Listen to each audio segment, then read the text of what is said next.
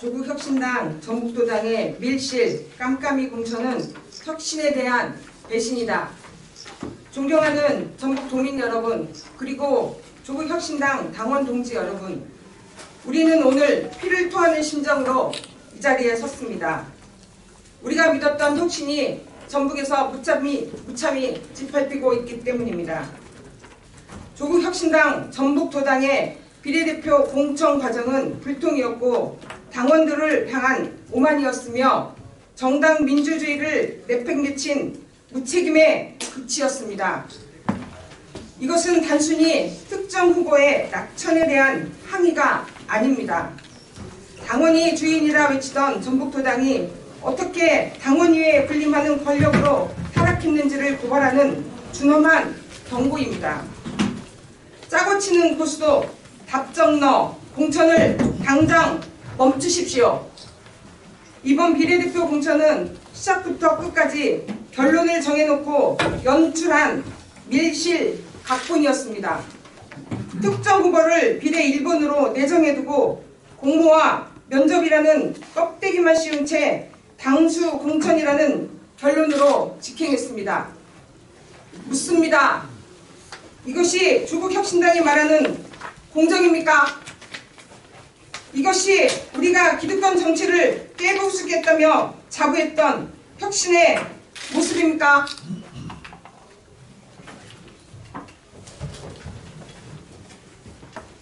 전북도당은 당원들의 정당한 의혹 제기에 단 한마디의 설명도, 단 한 번의 소통도 없었습니다. 입은 닫고 귀는 막았습니다. 이것이 쇄빙선을 자처하던 정당의 입맛입니까? 지금 전북도당은 혁신의 선봉장이 아니라 구태 정치의 쓰레기통으로 전락하고 있습니다. 전북도당 위원장은 공심이라는 방패 뒤에 숨지 마십시오. 전북도당 위원장은 공심위의 결정이라며 책임을 떠넘기고 있습니다. 공천의 판을 짜고 방향을 설정한 몸통이 누구인지 당원들은 이미 다 알고 있습니다. 지도자는 결정의 순간에 앞서고 결과의 순간에 책임지는 자리입니다. 지금 위원장이 보여주는 모습은 책임이 아니라 회피이며 정치가 아니라 비겁한 침묵일 뿐입니다. 당원의 선택을 박탈하고 도민을 기만한 죄, 그 책임은 오롯이 위원장에게 있음을 분명히 경고합니다. 원칙을 잃은 정당은 미래가 없습니다. 조국혁신당은 스스로에게 물어야 합니다. 과연 혁신이라는 이름을 올릴 자격이 있는지 말입니다. 당원들의 자부심을 난도질하고 도민의 기대를 배신한 정당은 반드시 심판받을 것입니다. 우리는 다음과 같이 강력히 요구합니다. 첫째, 투명한 공개, 비례 대표 후보 선정의 기준과 심사 전 과정을 당원 앞에 한 점 의혹 없이 공개하십시오. 둘째, 책임자의 결단. 전북도당 위원장은 비겁하게 숨지 말고 이번 사태에 대해 직접 해명하고 책임 있는 결단을 내리십시오. 셋째, 공천 철회 및 경선 실시. 당원의 선택권을 원천 봉쇄한 단수 공천을 즉각 철회하고 민주적이고 공정한 경선을 다시 실시하십시오. 정당이 원칙을 버리면 그것은 정당이 아니라 이익 집단일 뿐입니다. 전북도당이 지금이라도 과오를 인정하고 진정한 혁신의 길로 복귀할 것을 강력히 촉구합니다. 만약 우리의 정당한 요구가 무시된다면 우리는 깨어있는 전북 당원 및 도민들과 연대하여 이 불의에 맞서 끝까지 투쟁할 것을 천명합니다. 2026년 4월 29일 조국혁신당 전북 민주적 공천을 촉구하는 당원 일동. 여기는 지금 전북에서 오신 그 후보자였는데 이분은 서류를 다 신청하셨어요. 그럼에도 불구하고 면접도 없이 그냥 아무런 끝나고 나서도 답도 안 해주고 연락을 드려도 연락을 받지도 않고 지금 그런 상황이고요. 이 심지선 씨와 저는 군산에서 비례를 신청했고요. 이 문제는 후보를 미리 선점을 해놓고 저희를 어떻게 하면은 그냥 갤러리를 세웠다는 것이 문제입니다. 단수 공천으로 끝내버리는 거. 그리고 그 1번으로 세웠다는 거는 저 같은 경우에는 도당 위원장이 개인적으로 만나자 제가 이걸 신청한다는 결과를 정보를 듣고 연락을 하게 됐어요.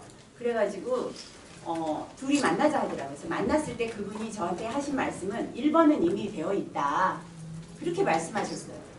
이게 치루어지기도 전에 이 서류를 받기도 전에 그러면서 이미 정해져 있으니까 하려면 하고 알고 해라 이런 식으로 말씀을 하셨거든요. 그리고 그 후에 2번을 하려면 해라.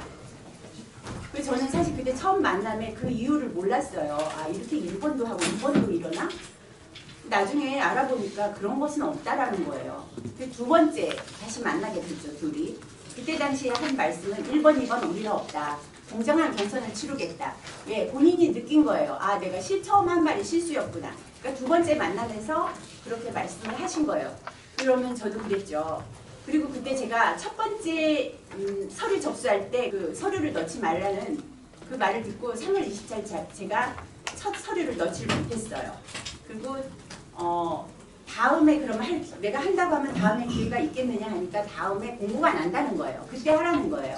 그래서 제가 4월 8일 날 그때가 두 번째 신청하는 날이었는데 제가 도당에 그 서류를 내고 오니까 조직국장이라는 분이 전화가 와서 우리 더 이상 받지 않는다. 이미 2명이 했다. 더 이상 받지 않는다.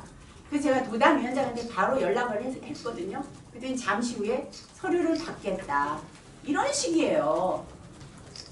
그래서 이렇게 하고 그다음에 정당한 경선만 치러주면 되겠다. 그러면 그렇게 해달라. 원칙대로 우리는 경선을 하겠다. 이런 얘기들을 우리 지역 위원장님한테도 들었고 여기 전국 도당에서도 그렇게 할 것이라고 했는데 그 말은 그냥 하는 말뿐이었던 거예요. 그래서 저희가 이게 전달이 안 되는 게 도당에도 전달이 안 되고 만나지도 않고 중앙당에 얘기하면 그래서 저희가 재심도 신청을 했는데 기각이 됐어요. 중앙당에다 얘기하니 도당에다 얘기하래요. 시 지역위원회에다 얘기하래요.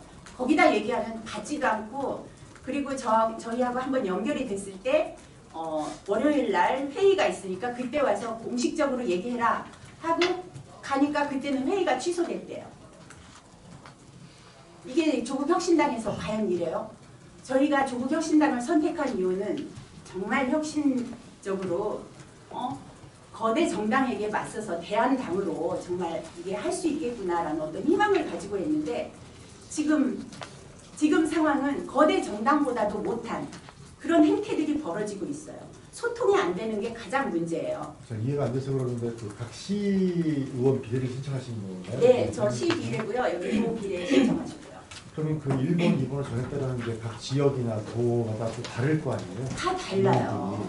근데 그 기준이 없어요. 분들은 1번, 2번이 다 정해져 있었다. 네, 단수 신청하는 곳은 단수 후보로 결정된 곳도 있는데요. 지금 오신 분들은 중복으로 2명 내지 3분이 신청을 하신 곳인데도 불구하고 면접으로만 경선 없이 그러니까 당원 당규에는 당원들의 투표로 결정을 하라는 당원 당규가 있음에도 불구하고 그런 그 과정을 지키지 않고 단수 공천으로 손내는 것이 지금의 전주와 정우범 면접 자체를 안 하셨고 그 다음에 군산이고요. 저는 도비대를 신청을 했습니다. 서류를 하고 면접을 앞둔 며칠 전에 제가 이제 도당위원장을 좀 찾아뵙고 이런저런 얘기들을 했는데 그 말씀 와중에 저한테 그 말씀을 하시더라고요. 당원당규에 의하면 공심위에서 뭐 결정하지는 않거든요. 근데 저한테 말씀하시길 공심위에서 결정하겠죠. 그러면 지역으로 가든가. 이 말씀을 면접 전에 하셨어요. 그 말씀에는 많은 내용이 제가 설명을 안 드려도 내포가 되어 있다고 생각을 하고요. 3명이 접수를 했습니다. 그런데 저는 지역에서 많은 소문들이 있었어요. 내정자가 내려온다. 이런 말들이 있었는데 저는 몰랐어요. 나중에 알았고 2월 말에 실제 어떤 분이 내려와서 계셨고 저는 제가 조금 더 설명을 드리자면 공직선거 후보자의 부적격 심사 기준은 뇌물, 알선수재, 정치자금법 위반 등의 국민의 지탄을 받는 형사범이에요. 그리고 부동산 투기 등 준비한 비리가 있는 자입니다. 그리고 공직선거 후보자에 대한 심사를 위한 평가 항목이 있습니다. 이 평가 항목은 출마의 법적 자격, 정체성, 비여도, 도덕성을 심사합니다. 이런 항목들로 저는 공심위가 이루어졌다고 생각을 합니다. 그러면 여러분들이 아시다시피 저의 정체성에 대해서는 사년 의정 활동도 있고 그동안 활동에 대해서 말씀드리지 않겠습니다. 당에 대한 기여도 저는 25년도에 당대표 권한 대행님의 1급 포상을 받았고 26년에는 내란 저지 특별 공로 포상을 받았습니다. 당에 대한 기여도는 제 페이스북에 활동으로 자원봉사로 참여로 피켓 시위나 이런 것들로 다 나타나 있습니다. 그런 것들에 대해서 이 공심위 위원님들이 단 몇십 분 만에 면접으로 저를 아웃시켜서 경선, 그러니까 당원들의 투표를 할 수 없는 면접에서 아웃을 시켜서 경선에서 배제를 시켰습니다. 그래서 청년들로만 지금 경선 과정을 진행하고 있는 걸로 알고 있습니다. 위에서 내려왔다는 자체가 이게 소문이었지만 2월 말에 실제 사람이 왔기 때문에 그렇다고 생각을 하고요. 당원들이 생각할 때는 지침이나 압박으로 느껴지지 않을까요? 그리고 당원 주권이 훼손된다는 인식이 생깁니다. 또한 후보 간의 공정성의 논란도 커지고 투표 전에 지역 내 갈등을 유발할 수도 있습니다. 공정성과 정의는 무너진 과정이었습니다. 지역구 전략공천도 아닌 지역에서 당에 대한 기여도와 당원들과의 연대를 무시하고 실시한 밀실공천은 무효라고 생각합니다. 저는 이번에 공심위 면접 이후에 정치적, 인격적 살인을 당했다고 생각하고 있습니다. 그동안의 활동들이 무시되었고 저의 의정활동도 무시된 이 처사가 매우 가슴 아플 뿐입니다. 지금 위에서 내려왔다는 분이 도광역 비례 1번을 받으신 거예요? 네. 지금 과정을 하고 있어요. 지금 과정 중에 있고요. 청년끼리 경선하고 있습니다. 청년으로 올라간 그 친구가 저한테 한 말이 있습니다. 재물로 희생양이 되는 길에 돈 주고 들어가고 그 친구도 생각이 없는 친구 아닙니다. 그러니까 본인도 능력의 차이나 기여도의 차이에 대해서 저를 먼저 생각하고는 있었지만 함께 경선하리라고 본인도 생각을 하고 있었던 것으로 생각을 하고 제가 아웃이 된 거에 대해서 그 청년이 경선에 올라간 그 청년이 눈물로 저한테 글썽이면서 쳐다보며 그렇게 얘기를 했습니다.